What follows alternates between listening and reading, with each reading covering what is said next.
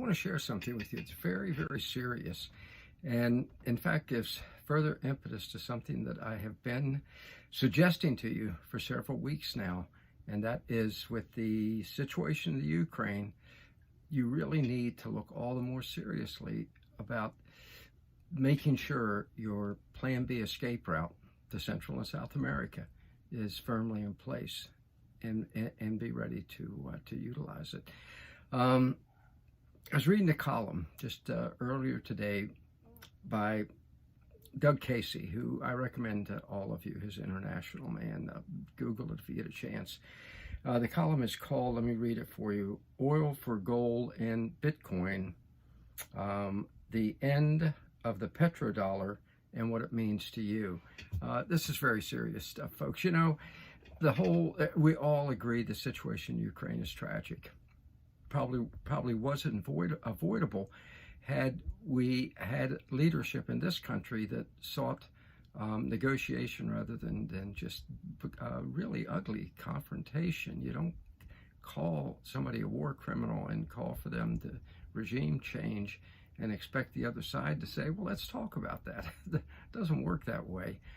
So now the situation deepens in its tragic implications by the day.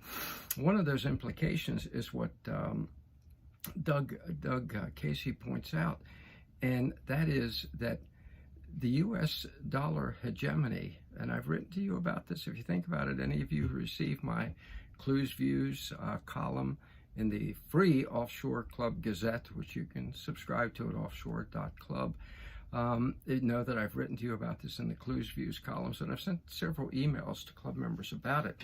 The end of the dollar hegemony because of the sanctions. Now, ironically, at 1 minute, Biden imposes these sanctions, and then the next says, but we all say, no, the sanctions don't work. Well, they work in one way, and that's to backfire many times on those who impose them. And that's what's happened now with the situation with the dollar.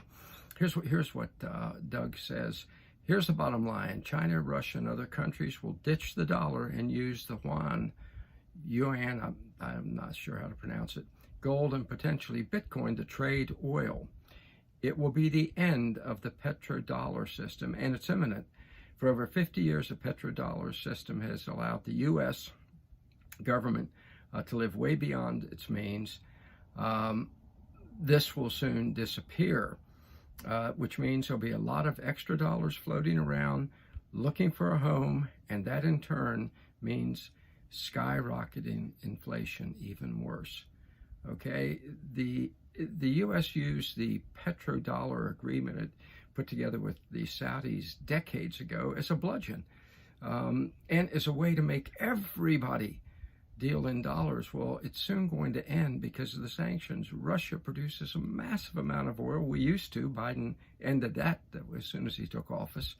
And now Russia and China, India, several other countries are saying we're through with being, having this sort of Damocles hanging over our head from the U.S., the dollar Damocles, and we're going to switch away from the petrodollar.